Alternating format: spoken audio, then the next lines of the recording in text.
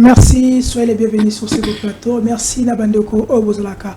Et belé ya kozwa biso na Télé News na Festival surtout ba obozolaka biso na direct na ville ya Kinshasa à travers Central TV, à travers Nyota Télévision, Topesibino ba. Grand merci parce que vous êtes avec nous durant l'année 2024 et comme en 2025 et to continuer ko s'abonner, to continuer ko landa émission na biso parce que pendant le lot ko na bosindo pour to maniola oza koleka na sujet na makambo o etali politique parce que les lots tous allez comme on a forme que ça constitué avec Joseph Kabila tout côté la Claude Lubaya après Moïse Katumbi à tout côté na Joseph Kabila Kabange pour na ko ça la front contre toute révision au changement de la constitution tout côté na besoin na katia émission les lots pour la certains messages il y a ba oyo bazali ba opposant neti de voskitoko pour na ko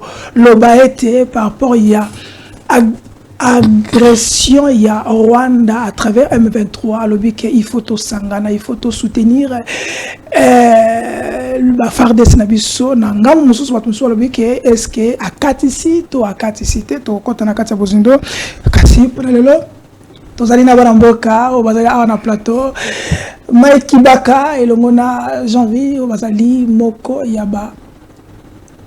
Ba invité à émission oyo bazali bato ya ko présenter kasi pour na mokolo lelo tous allez début ya semaine tous allez pe ne bandeli année nous allons quand même de donner la parole pour que to kota na kati ya bozindo tout papé ça ba vena bango parce que nous allons quand même l'accorder pour vena bango parce que thème émission lelo zali total évaluation il y a mon mboka Félix Antoine Tshisekedi diront mandat liboso dans une année tu collègue 2020 4 et le konini asala ki ya malonga et le konini oyope biso population bino population donc on s'attend par rapport à année 2025 donc kokota na bozito toyeba quels sont les enjeux ezako zelaye na pouvoir na mandat oyo bien sûr que azali na ngamu ya Qatar azako tala mwandembo ça va moi bien tata mokoza tala ndembo est-ce que les hommes est-ce qu'a fini mutu est-ce que Tony Moutou peut sortir l'andemo na éviter. Merci. Donc la mon avocat Mike Baka. Merveille et bonne année. Merci. Bonne année. Na pesindeko Janvier pe merveille. Congolais nyon sobisika ba ozwama. Na pesi bango ba merveille et en particulier bana Kisasa. Malgré bana Kisasa ba fêter ba koti 2025 na douleur. Par rapport à Makambo Belé, notamment Tokotanga Makambo ya transport dans la ville province à Kinshasa, Natalaki Bandekonanga Kisasa les 28, les 29, les 30, Ndengi Batambola qui na ville à Kinshasa, ils allaient qui vraiment catastrophe, embouteillage, aussi à prix à transport, Moutoko contrôler ba chauffeur, azaté, donc voilà la situation Ndengi Bakoti 2025, bon. Baloba qui n'a pas toko mesana. Je ne pense pas que toko mesana, mais un jour Congolais to kende malem pour avoir conscience to yeba ko sala o to ko sala mais journal lelo na ko lobaki transport ils ont continuer ce que longue magasin Tigard central lelo ba ko fita ba 3000 francs. On va évaluer tout ça Tomi tuna jusqu'à quand Daniel Bumba na gouvernement na ye ba ko zo courage ya ko bimisa gris tarifaire et à transport dans la ville province à Kinshasa. Ngobi nani excusez na tangi ngobi là parce que comme on est zongela biso trop to bando ko benga ya incompétent mais oyo il fallait corriger ngobi là mais lié à comment on est lilingi ya ngobi là partout et là ngobi là zaki na voyage zaki na étranger et là on est lilingi na ce qu'on ngobi là zongi na ebita ko mona siko nini. Mais na lobby pourquoi mobile il fallait mon agata lilingi ya pamba Mexico yé moko en personne na yé na habité to ville de Kinshasa to suka lo lenge kani donc merci. Voilà on a goloba pour na ville province à Kinshasa. Mamboka merveille na yopé bien merci à mon école moi ça va merci beaucoup ndeko ngai merveille na ndeko ngai Kibaka merveille na ba Congolais nyonso oyo bakozwa libaku to bazwi libaku ya kolanda biso na pesimbote na ba cadre pe ba militant ya parti de ma génération écolo ainsi que président national Chris Mukendi Kabemba. D'entrée de jeu tikana kende na sens ndenge moko ndeko na ngai kibaka ocho salango pona problème ya ville province à Kinshasa. Lelo on a fait 2024 Mobimba les émissions sur cette ville qui est la miroir de la République démocratique du Congo, bisika ba institution nyonso ezalaka. Mais la chose qui fait très mal, c'est que tout ce que nous proposons na bakambia ville oyo, c'est comme si bakolinga koyo ke la bisote. Les loba kinois bazali abandonnés, on doit le dire ainsi. Bazali komi monandeti ville oyo ezanga ba dirigeants, alors que nous avons les dirigeants à la tête de la ville province de Kinshasa. Je ne parlerai pas ici, il y a transport parce qu'il y a des bango, mais moi mon problème c'est au niveau il y a ba route na biso ezali impraticable. Ba route secondaire nous sur la ville province de Kinshasa, ezali impraticable. Mais à la place d'aller à ce qui est prioritaire, maintenant on a en quelque sorte, je vais qualifier ici comme aventure. Vous allez vous rendre compte que ce que commune à Willery n'a pas 22h, 21h, 22h, vous allez voir le gouverneur Bumba a eu quelques Kinois. Non, ça ne se passe pas comme ça. S'il vous plaît. Ce qui est prioritaire. Bon. Je ne sais pas aussi. Là, c'est la question. Mais non, il fallait que le gouverneur, le ministre, non, mais on s'en fout. On s'en fout. On a que la République démocratique du Congo et on a que la capitale qui est Kinshasa. En tout cas, donc, ce qui te l'obité. Non, mais on s'en fout de tout. La menace, tout ce les mangos. On va vous enlever, on va porter plainte, tout ce les mangos. Mais cela aussi ne nous empêche pas. Il y a quoi, on ne va pas s'arrêter.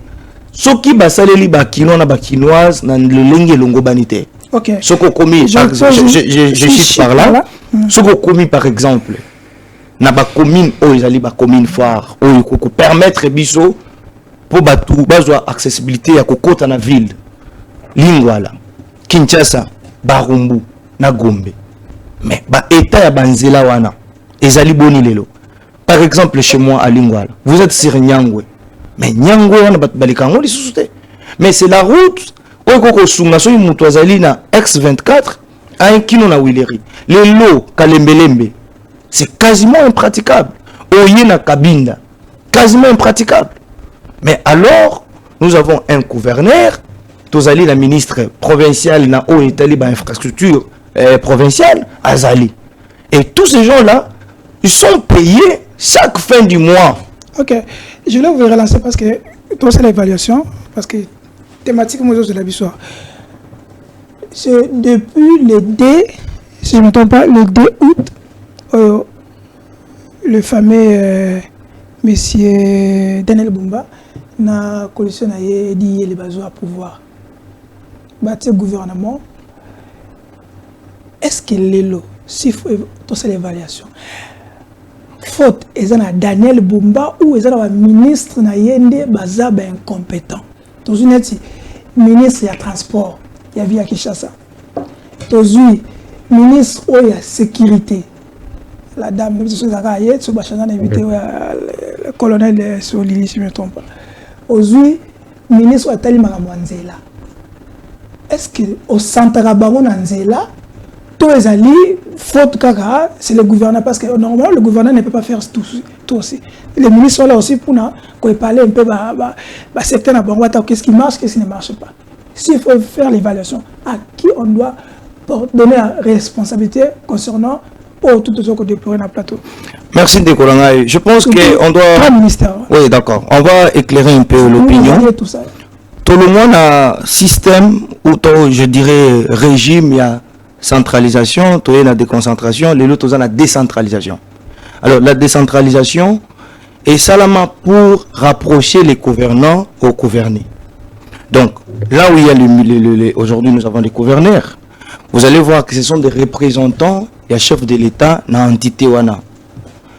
Alors moi pour Bumba, Daniel Bumba, le gouverneur plutôt, lorsqu'il est arrivé avec son programme, c'est le programme où il s'allie comme un gouverneur. Parce que pour devenir gouverneur, il s'est présenté le programme, ce qui va député ou va voter, va ndimi yango, va valider yango, et na boye, va koki sika, va installer en tant que gouverneur par ordonnance, l'article 80 de la Constitution. Après avoir été élu, le président et on va prendre maintenant l'ordonnance. Tout ça, oui, non, je vais éclairer. Ok, tout ça, on connaît. Programme, moi, les acquis colossal. Les acquis programme Moko, Oyo, moi personnellement, j'avais beaucoup d'admiration pour le programme.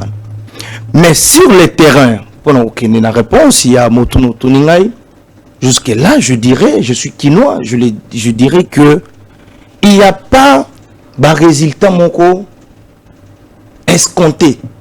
Égalité, tout le monde est là mon côté. La responsabilité, c'est à qui? Mais c'est le gouverneur.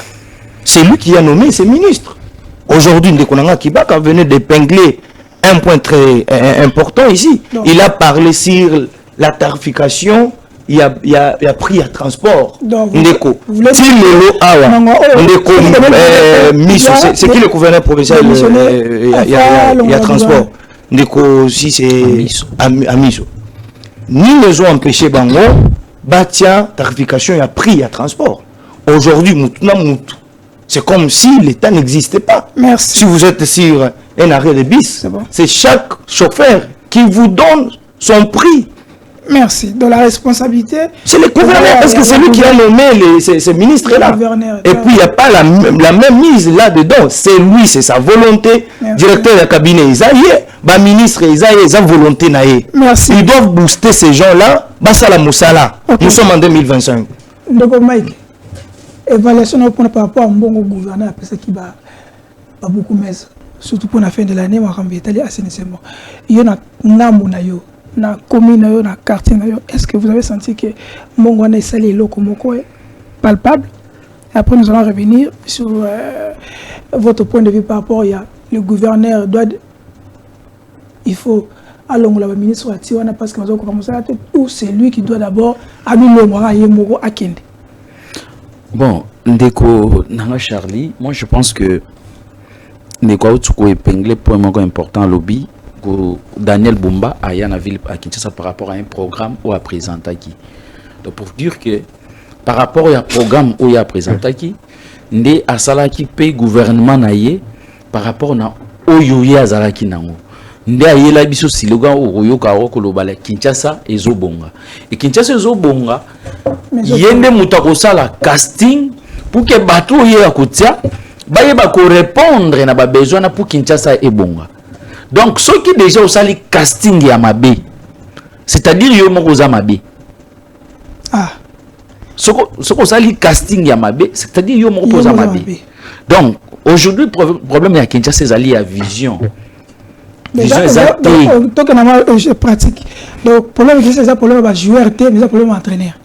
Problème ya entraîneur, voilà. Okay, c'est bon. Donc, les vrais problèmes là monsieur Ali Bumba. J'ai partagé avec un ministre Ayebisinga, Daniel Bumba d'abord à Kotaka bureau 15 heures. Là je vous dis, à Kotaka bureau 15 heures. Et dans 15 heures on a Koti, ba ministre ceux qui bazana ba courir ba ye nango. Et Bumba alta nango te. Et Ayebisi bango, oui, Ayebisi bango ni na lobby. Moi je ne trouve pas l'important bino boya kana ba courir wana na bureau nanga parce que j'ai pas le temps ya kotanga yango. Beaucoup na bureau nanga partir à 0 heure 1 heure on peut discuter mbalamo comme makambo esalemi ke boya kana ngo ebeli. C'est déjà un problème, c'est là parce que les administrations mais il y a 15 heures. Les administrations ce qui déjà est comme problème mais par rapport il y a mbongo lobby que après ça il va $20,000 na ba bourgmestre pour l'assainissement. Ndeko bon, je pense que tous en la loi aux allez organiser ba ETD.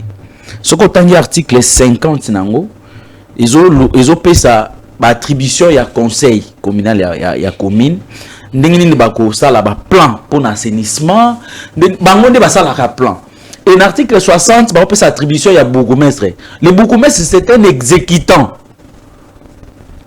ba conseil et sali plan et élaboré et bourgmestre a exécuté. Est-ce que Nathan Oyo Kinshasa bazana ba conflit entre ba bourgmestre na ba conseiller. Est-ce que mbongwane ko sala réellement musala pendant combien n'angale mais salate. Ça c'est le 1. Ça c'est le 1. Et de 2, la loi dit quoi? Est-ce que Daniel Mumba ko pesa batu mbongo ninga pesa ki wana to il faut pesa bango rétrocession? Parce que nous il faut chaque mois ville province et kitisa rétrocession na ba commune. Maintenant RIA comme on pesa hors loi wana est-ce qu'on pesa ngo régulièrement pour que ba gouverne ba bourgmestre basala musala na bango. Merci d'accord. Donc bon wana ngal pona ngana mona ki akabela ki ba bourgmestre pour la fête. Akabela ki ba ko ba fêter donc qui la fête na bango ba fêter na bango parce que musala ngana za na ngalema na musala na ngalema ezo salema te. D'abord na ko biso le pour agiter ngalema toza na auto benga vide juridique. Bourgmestre comme député provincial la Sejakawa. Vice bourgmestre Ngalema ya comme ministre ya jeunesse nani madame wana wa comme ministre ya jeunesse wana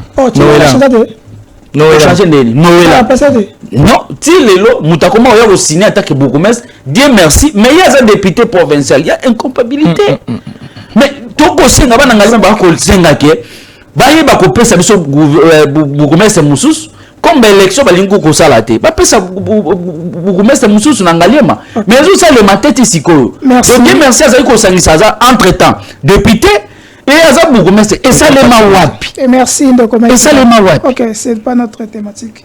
Non mais c'est important. Mais il faut crier là-dessus. On n'a jamais de mots. On va revenir sur ça. On va faire une émission spéciale Villa Kinshasa parce que avec Daniel Bumba il faut en parler. Si on ne parle pas tu vas subir loi Daniel Bumba na vélo.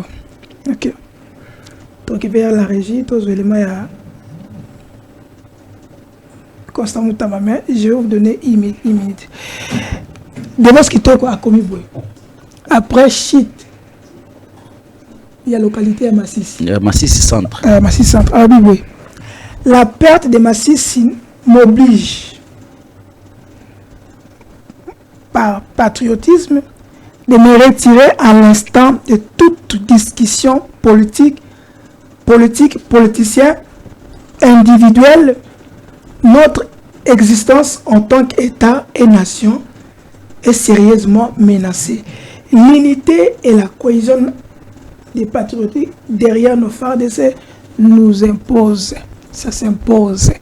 Alors bien après, tweet il y a Jean-Baptiste Kassekwa. Parce que Jean-Baptiste a parlé de moins d'escarmouche, je rigole parce que tout ça. Qu'est-ce que c'est pas Mikey Bak? Vous allez communicateurs, vous allez politiciens.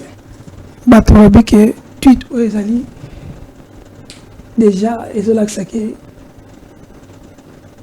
le commune Banda moïtre nakati. Quelle est votre réaction? Bon non, mon gars n'a aucun sens ou anaté. Moi je pense que Congo RDC ba congolais belé ba l'unité ba tout ba réfléchir. Ceux qui m'ont à réfléchir bah comme il taxé de tous les mots. Or Makambo le professeur de Vos qui toka commis ils allaient vérité ou ils que tous allaient menacer. Maintenant menace ou va menacer biso wana ba ko menacer kaka Félix Tshisekedi en tant que président de la République ba ko menacer kaka te union sacrée mais ba ko menacer ba congolais. Et so ina kepe moi mosika et ça a la même logique parce que tout le temps moi je trouve les cas tout le monde qui décidé bah tellement qui va kosenga tout que na dialogue pour la cohésion nationale mais ça a la même logique à kosenga cohésion nationale. Maintenant cohésion faut se retirer. Non faut se réunir kosangana il y a le bito sangana pour toi. Je me retire toute discussion politique. Oui, mais tu as dit que le débat politique na biso et même arabiso na individualisme, na égoïsme. Tu as agressé Kalelo. Non, tu as agressé Kalelo, mais Lelo, il y a des territoires qui déjà commis déjà ébélés. OK. C'est normal que ba Congolais to sangana, to yeba kotala pourquoi bato ba ko avancer ma casse. Qu'est-ce qui manque na FRDC? Biso ños ensemble to soutenir ba FRDC na biso. C'est logique. Donc nous ba que Devos à répondre appel à chef d'état que les opposants vont te ngana lobi bongote yoko memanga bongote ngana lobi bongote ngana lobi ba uté ko sa campagne na bango ya cohésion nationale ya dialogue et azako senga wana ke to tika ba débat politique to kende na cohésion nationale yo soko za analyser wana bon na bato baza analyser wana moi je naskoti na ngana débat wana te. Moi je trouve normal que ndeko asenga cohésion asenga to yoka na pour que to ba cohésion nationale exacte. Oui. Donc, Jean-Louis, quelle est votre réaction par rapport à... Il y a tweet, il y a des voix qui toquent. Et ils ont un sens signal surtout. Est-ce que ça nous prouve que réellement, des voix qui toquent, il est mal à l'aise, n'a décidé, ou peut-être, propos à Martin Fayulu, nous ne voulons pas la face, puisque la vérité, propos à Martin Fayulu sur certaines tribus, Oyo, Tangaki et Kassaya, ça le dérange. Oui, bon, question là, où est allé le professeur de Vos Kitoko? Non, Naza respect Makasi, professeur de Vos. Azapé le moindre été dans Mboka Nabiso. Mais bateau baza habilité, il y a quoi répondre dans Motuna au Italie. Je vais analyser les propos. Mais non, que nous n'avons parce que aujourd'hui c'est que non, ceux qui ont mal à l'aise dans la Mouka, moi je suis pas de la Mouka, je suis pas ni de les idées. Olukandeko, Yves Badioko, non, Olukandeko, Serge Taboko, Bangonde. Non, je vais répondre. Bangonde Bakoki Kopé, c'est question. Mais je vais aller dans ma propos, il y a professeur. Vous savez aujourd'hui, et l'okoyo, écoute Anissa Abiso Nyonzo. Na bandeko Mozito, bandeko Nanga Kibaka, bandeko Nyonzo. Ils ont PPRD, Bissobatoye, Kolo, ils ont la République démocratique du Congo, ou ils ont la Tondo et Makambounoso. Vous savez, moi, des fois, ça me fait mal. Lorsque Bitumbezana Est, mais vous allez voir les opposants, parce qu'ils sont dans tous les sens, voire même des critiques, Oyo, Bakokyo, mais ma proposition, et ça n'a pas si ming. Ah, pour ça, ma proposition. Non, mais même ma proposition. Qui va caser sa proposition, Moko, il y a guerre à Est. Il y a sur place. Mais aujourd'hui, c'est la guerre, non? Mais aujourd'hui, il y a banni dans la politique. Je dis ceci. Qui va caser sa proposition. Il y a réflexion, il y a parti, il y a parce que Ami Benga opposant. Je dis dans ma propos, il y a professeur Devos, je dirais ceci. Ça, je peux que acclamer et féliciter. Vous allez voir maintenant que mon thème, il y a Congo et Matina, mon thème, il y a professeur. Est-ce que nous sommes compris? Non, mais on peut rebriefer à tout moment. Ah, ok. C'est à tout moment. C'est un homme d'État, il a compris que au-delà de... Non, je n'entre pas dans ces polémiques. Je parle de propos tenus par le professeur Devos. Tout matin un peu réflexion. Ça veut dire que Devos qui c'est le CGISD. Soit comme le niveau, il y a la réflexion, à terme à toile, elle s'assume la responsabilité. Ça veut dire que à Moni, Martin Fayulu a mis Nzila Moko. Il y a... Donc, comment sa réflexion et c'est quelqu'un qui a dit que Martin Fayulu a mis non, je dis ceci. Réflexion que tu as mal pour l'engager et ça on a le professeur a compris que et locaux où ils allaient principal où ils allaient malam ils allaient République démocratique du Congo.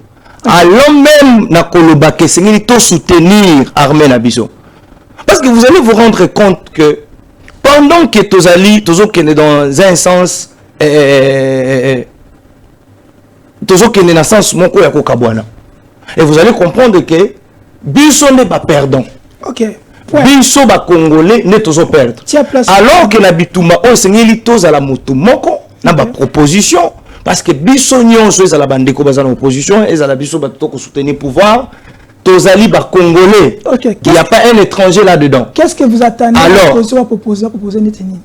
Non, mais ce n'est pas à nous. C'est à eux de réfléchir comme le gouvernement réfléchit ça. Ndenge moko na biso ba to pouvoir to réfléchir ça pour la bituma est, bango be pas réfléchir, ba mais bango ba exposer yango. Et que gouvernement ko qui peut ko s'accaparer na ba réflexion na bango pour que pe ezonga na est. Pour la mboka na biso ezala pacifier na est voilà. Et sengeli apport ya mutu nyonso. Pratiquement parce que c'est le gouvernement qui gère, c'est le gouvernement. En soutenant d'abord, premièrement, en soutenant d'abord l'armée, ne pas instrumentaliser l'armée, ne pas parler mal l'armée Nabiso, ne pas colobaquer l'armée Nabiso, les faibles, ce sont des propos un moment au Batenaka. Armée est faible, il n'y a pas des équipements, il n'y a pas ça, mais Bakopé sa bangote mpifo. Courage de les encourager. Ok, s'il te plaît, d'accord. Toi, j'ai l'image à Joseph Kabila parce qu'on va revenir sur ça. S'il te plaît, on va revenir sur ça. Non, une minute parce que tu as parlé de ça. Soutenir FARDC pour l'opposition, il faut encourager FARDC, Mbappé Savongo Pifo et tout ça. Namut Oyo, ana mongo na mongo opesa FARDC pour aller à famille na yebaza kimia. Aller en Angoli yango. Na mutu oyo avant de suivre, azo soutenir FARDC. Que ça me sala no bien, on va nzala ba lembo no ça me sonne bien. Entre les deux, na ligne FARDC. Ndeko question na piège na kati, mais je vais quand même kolongola yango. Vous savez FARDC parce que ma député sont bon que ah ouais, bon na bango. Vous savez FARDC Ezali Mapinga na biso, Oyo Lelo avec Félix Tshisekedi, ce n'est pas le cas avec le régime passé de Joseph Kabila. Une référence. Non, mais je vais vous le dire. Mais pourquoi vous ne voulez pas? Non, c'est ça, étude comparative, c'est un étoile bayango. Lelo, Kofuta Mayaba, FARDC, na époque à Kabila. Et ça n'est pas mon côté. Aujourd'hui, Félix Tshisekedi est arrivé, vous allez vous en rendre compte que ma femme veuve, il y a ba militant et ba Koufwa. Aujourd'hui, c'est pour la toute première fois que Baz a payé. C'est connu de tout le monde. Kabila n'en avait pas fait. Aujourd'hui, il faut quand il y a des avancées significatives, et c'est quand même acclamé. Tout ce que a pensé na côté, je ne dirais pas ici ça, que Nyonso, ce n'était pas là. Aujourd'hui, ça existe. Merci. Ce ne sont pas des avancées pour vous. Ok, 30 secondes, Mike. Bon, nangana lobaboye. Na habité ndeko Janville. Ceux qui avant na Congo, ceux qui avant na Kinshasa, tu le sais, je suis congolais. Mais lelo na habité ceux qui ba yebisi ndeko Janville ndako place ya lalaka. Ba longolé ata une semaine, ba zo militaire akende na Kankokolo. Ba zo militaire Kankokolo ya olala pa ya lala kuna suki ya kondima. Donc ceux qui biso toyeto lobi ke ba condition ba militaire za malamu te. On a tout soutenir ba. Non, moi je le pas dire madame, s'il vous plaît, sois calme monsieur. Le contraire, biso de tolingi ba faire des bino bolingi bangote. OK. Parce que ozolo ba ma quand même ya salaire. Militaire ba futa ay combien? Parce que yo yebi monta ba futa militaire. Donc avant yo koloba makambo foza na fo yeba makambo oloba. Olobi tango wa Kabila na tango militaire ba futa monsieur. 180 000 francs à l'époque à Kabila ils combien? Et les bafouta militaire 231 000 francs, ils ont valeur à combien de dollars? C'est comme ça la comparaison. Donc il ne faut pas venir ici pour le barabayo. C'est ça les salaires, il y a soda. Mais combien? Je vous ai posé la question, vous avez qui est incapable de le bas. On fout 231 000 francs. Mais pour Kabila, on le fout 180 000 francs. C'est comme 180 000 francs, ils ont qui la valeur à combien en dollars? Et les 231 000 ans valeur à combien? Donc, bino nde bolingi ba militaire te. Bolingi ba militaire te. Na ba avancer. Ba condition oyo ba avancer le loto lobela ma 600 eza tombé. Quelles sont des avancées oyo bisanga? Donc avancer eza air ba botolo biso ma 600 ndi wana avancer. Lelo bozu ba wazalendo boche bango babunda baza ba nani? Ba wazalendo baza ba nani? Tozala ba militaire te na Congo. Donc RTL bosomba ba matériel bopesa ba militaire pour ba bunda malamu. Boche bango na ba condition malamu. Wana bazo soutenir ba militaire te. Merci. Donc ndeko. Na roye biso boike. Bino ndo comptable linga ba FAR, bolinga Congo. Bolingi Congo te. Yo ndo yebi pe bien condition oyo ba militaire ba ko vivre. Mais on ça l'assemblée pour satisfaire ba individu à union sacrée. Merci. Mais pour la ngana cité na problème. Il y a ndiko devos qui to ko ngai na ngana lobaboui. Obi biso na nouvelle élan RTO ko opposition eza il faut critiquer. C'est là, ils ont critiquer pas ko proposer. Biso to proposaka des fois tous à la mal compris na bande ko na biso décider. Bah taxa biso de tous les mots. C'est pourquoi on dit que tweet il y a secrétaire général les lots ba tout bazo attaquer yango parce que ba congolais belé to messanité na proposer to messanité na soutenir les locaux ezali à biso nyonso. C'est pourquoi on dit que tie bango na difficulté na tweet il y a secrétaire général mais or à l'axi niveau de patriotisme. Hormis qu'on a opposant, mais c'est notre Congo. Donc, Alexis, Faïlou, Aza patriote. Non, est-ce que Wana Yondo Zola, c'est un attaqué comme moi, Moutoua? C'est bon. On a attaqué comme moi, Moutoua. Il faut que ça mate, comme Congolais. Parce que Bato va critiquer, je ne crois pas que c'est Faïlou qui m'a critiqué. Faïlou qui m'a critiqué. Et ça, Yondo posé une question. Parce que Yondo Zo Kanisa bon. Ok, la population est Kanisa bon. Je vois le message ici. Joseph Kabila avec le Claude Lubaya.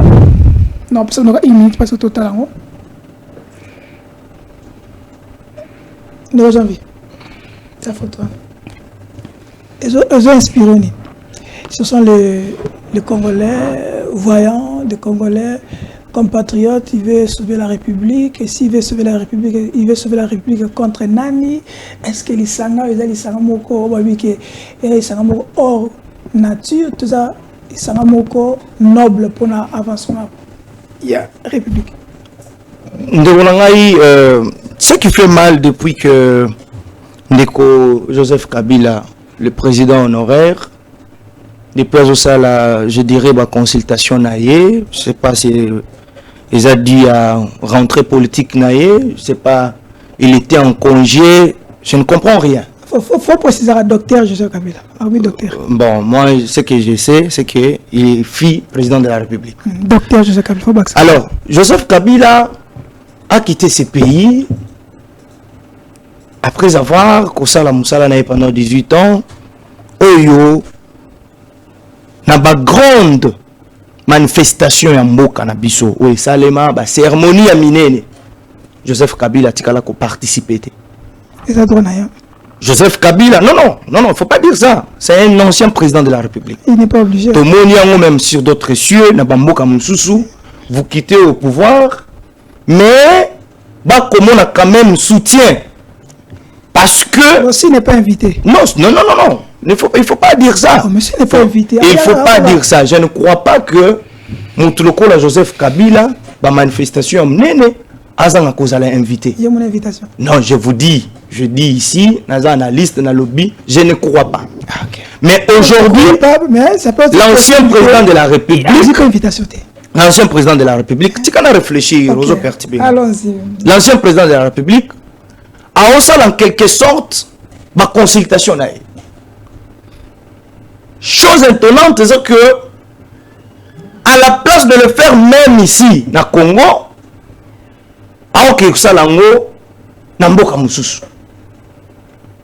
qu'est-ce qui fait que, ou bien, ni les autres c'est Joseph Kabila, azon à Kinshasa, ou soit azon à Lubumbashi, à ça la consultation à Awa. Qu'est-ce qui lui empêche? Aujourd'hui, azon Koutanandeko, Moïse Katumbi, il est le 29 décembre 2018. on a vu ces deux personnalités. Bien sûr, le président, il y a pas parti politique au même titre que Chris Mou qui a indiqué mon président. Mon co-président est ensemble. De l'autre côté, président il a PPRD. Qui a laissé ses acolytes. Il a laissé Chadari. Je vous le concède. Donc c'est normal. Mais tu as réfléchi. Okay, aujourd'hui, je vous dis, tout les existé le 29 décembre 2018. Okay. C'est Kabila qui nous a dit que Ndekonaye Katumbi, ou Akobenga Ndekonaye Lelo, Azalaki, Azazambien, et aussi Azali na passeport Oyo Ezali Congolais. Non, non, j'ai dit, il était encore au pouvoir. Okay. Il nous a dit ça. Mais aujourd'hui, il a traité Moïse Katumbi de Jida. Et l'autre aussi a répliqué, il a dit, il me traite de Jida alors que celui qui a détruit en tuant nos frères, c'est Katumbi. Ça existe ici. Mais ces deux personnalités-là, le président de parti politique, aujourd'hui, par manque de probité morale, par manque même de la morale, vous savez, un moment, moi, je ne lis pas trop Montesquieu parce qu'il me détruit. Il me détruit en quoi? Parce que lui, il a parlé, il parle sur politique et qu'on dit qu'on a la dynamique à tout moment. Mais où est la place de bon sens? Où est la place de la moralité? Okay. Un moment, les Congolais vous avez ici, vous êtes... Aujourd'hui, ils veulent maintenant faire morale dans le régime. Okay. Vous savez, j'ai toujours dit ça. Mon tour est la biso morale dans le régime. Je dirais un tout petit peu, c'est Martin Fayulu qui n'a jamais géré. Okay. Mais ces gens ici, ces deux personnalités ici, Moïse et l'autre, Joseph Kabila, mais tout le monde ici sait. Okay. Bateau et comment va détruire le lot. Et aujourd'hui, ils ont laissé Félix Tshisekedi en train de faire tout pour remonter quand même. Okay. Ce sont eux qui ont pillé ce pays. Merci. Je ne le dis pas pour dire. Merci. Il a dit bon, que... Non, je finis par là. Non, je finis, s'il vous plaît.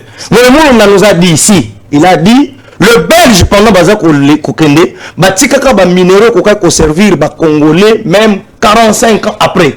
Mais Moïse Katumbi a bousillé na ba minéraux dans quelques mois. Merci. Et aujourd'hui, il s'est enrichi na mbongo ya ba Congolais. Aujourd'hui, c'est une impression, je dirais, c'est une impression. Respectons le nom des spectateurs, s'il te plaît. Mais quand on a une question, d'accord. Quand on a Moïse Katumbi na Kabila Basangani, au Moni Kotoyo, Vital Kamerhe, avec tout ce qu'on avait dit comme procès à 100 jours, au Moni Kotoyo, Nicolas Kazadi, avec tous les forages, tout ce qu'ils ont dit. Et tous ces gens-là, on va saluer rage. Parce qu'il y a encore un peu procès, tout il y a Félix Tshisekedi. Entre les deux, on va détruire Mamboka. Au peuple, la zone. Je vais vous répondre. Quand vous allez m'accorder la parole. Sans compter Guizard. Donc, votre réaction, la photo et aussi la profondeur, ils ont dit ceci. Dans le paragraphe Asuka. Nous déplorons le fait que, face à l'insécurité générale, au milieu des Congolais déplacés par la guerre et l'errance, M. Félix Antoine Tshisekedi fait le choix de diviser davantage notre nation par des propos dénués de sens, par ses discours incendiaires. Quelle est votre réaction?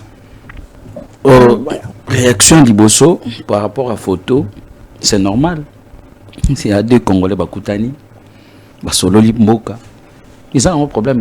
Mais ils rencontrent Moko, ils ont rencontré biaisé, rencontre Moko hors nature. Hors nature par rapport à Yanine. Il faut des précisions. Hors nature par rapport à Yanine. Ils ont Congolais mais balé qui va Koutani, Basololi Ndenge Mboka ezali Ndenge bazo gérer Mboka. Ba pesi à vie na bango. Mabe ezaba. Et par rapport au propos, est-ce que Félix... Non, par rapport au propos dans le dernier paragraphe, moi je suis tout à fait d'accord avec eux. Mais quand omoni chef de l'état oto ozala na Kasai oyoki maloba o chef de l'état lobby quand chef de l'état o loba ke soki bino bandeko nanga boboyinga bona kokende susu wapi bojura okena kwila aloba baza banani ndo kibala s'il vous plaît zala kimia te zala kimia ça c'est un problème de dire ça. Oui, mais c'est un problème. Si c'est ce que ça signifie. Machimameni. Mais ça la kimia. Ce que je vois au Kenya qui s'engage dans le Aobenga bango banani. Aobenga bango banani. Même sur le plan gestion ya mboka. Tala tribalisme ningi matina mboka. Mais il a cosité. Tala tribalisme ndé matina mboka. Obi ke ngai na bando kanisa pe dudu fo baloba za mutakisanga nzoka tazani mutakasa oriental. C'est faux. Na ki na yeba ngo kaningi chef d'état sali voyage à c'est carrément faux. Mais ça va discipliner. C'est bon, c'est bon. Même par les noms, il faut dire que maloba o balobi wana ba cosité. Mais kokuta na ya bande komi balé wana, moi je ne vois pas que batuba mona ngo ba dramatiser yango non.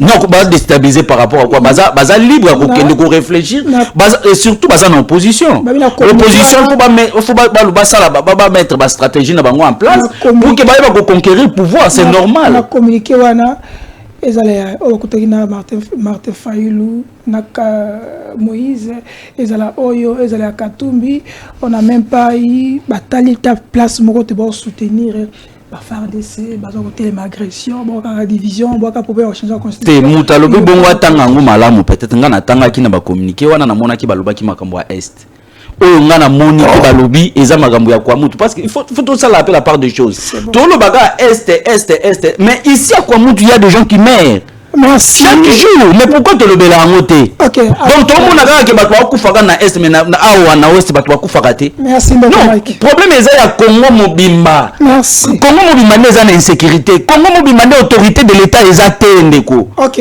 toke na régime tous éléments, tous on a porté pour appeler ça ndeko Jaime Maloba.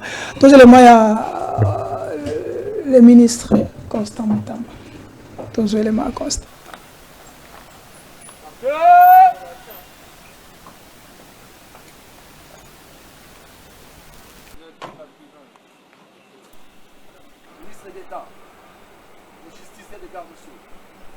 Détachement d'honneur est rangé pour vous accueillir et vous rendre les honneurs. À l'occasion de votre visite, prison militaire de Ndolo.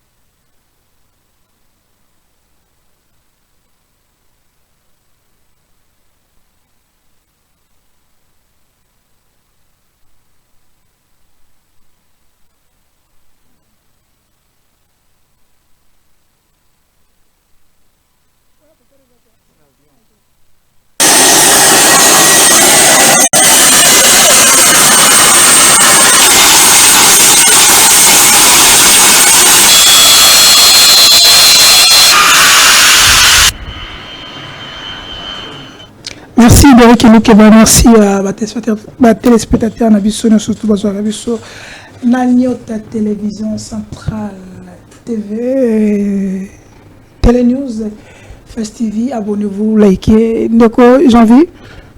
D'abord, votre réaction. Mais je voulais quand même. Tout côté à propos, il y a ministre. Tant que bon, c'est le dernier mot.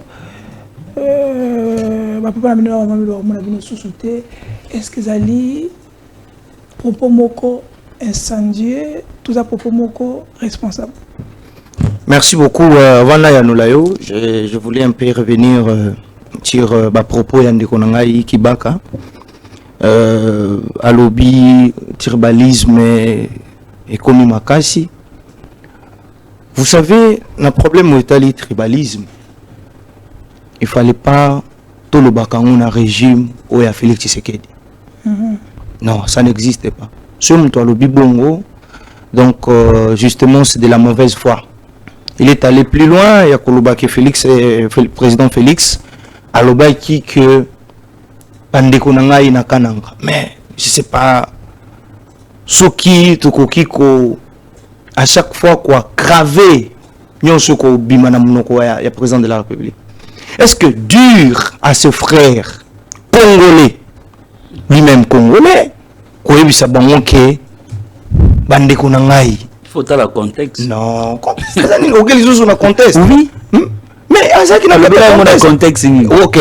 S'il dit ça, Nakatanga, ce n'est pas un problème. Nakatanga, tu as la parole au bâtiment. Non. Le problème, c'est que Félix Tshisekedi ne parle pas swahili. Non. Mais même en français, même à Lingala, il peut le dire. Nyonso Atenaka na Lubumbashi, il le fait en Lingala. Oui, il peut. Mais non, le problème avec vous, parce qu'il a dit ça en Tchiluba, à Kananga. Mais quand il dit ça à Kananga, et vous savez qu'à Kananga, ce n'est pas sa province. Kananga qui est la ville, la province c'est Kasaï, même occidental. Non, s'il vous plaît, restons là. Parce que soyez ok, mes frères, Félix Tshisekedi n'est pas du Kasaï central. Il est du Kasaï oriental. Non, laissez-moi, c'est important. Non, c'est important parce que les Congolais, tant que c'est le biloko la mutuelle congolais, ça détruit. Nous devons la mutuelle congolais. Félix Tshisekedi n'est pas herbologiste. On a biso baluba.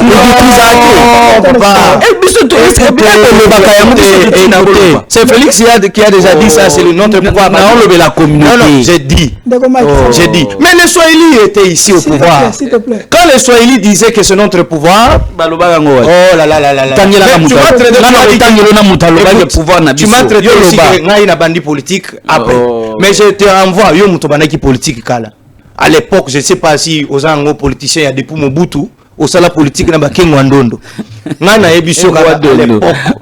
Kengo ndondo. Na ebisio wana.